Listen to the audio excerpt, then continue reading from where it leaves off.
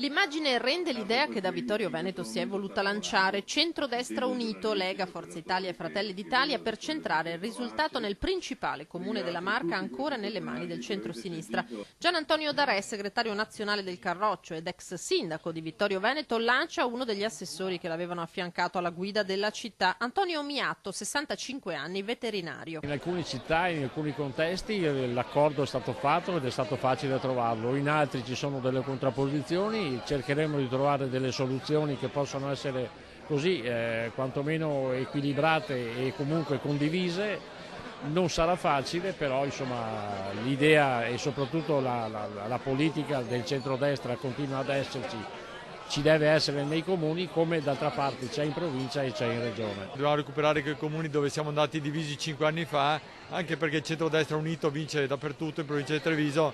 Cerchiamo di adottare questa formula anche perché insomma ci conosciamo da anni, siamo tutti amici, tanto vale correre assieme. Per sostenere Miatto la Lega schiera i suoi amministratori più di successo, ma malgrado il vento nazionale rimanga favorevole, la formula per raccogliere consensi, dice Stefano Marcon, sindaco di Castelfranco e presidente della provincia, rimane sempre quella: andare a suonare tutti i campanelli. Bisogna andare, vecchio sistema, pancia a terra, suonarli tutti quanti, convincerli della bontà del progetto. La squadra è praticamente già costruita.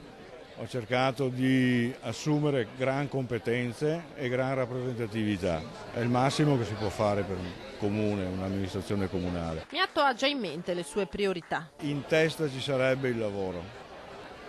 Sicurezza è un tema della Lega che naturalmente declineremo con forza, perché abbiamo visto specialmente ultimamente che comincia a esserci bisogno.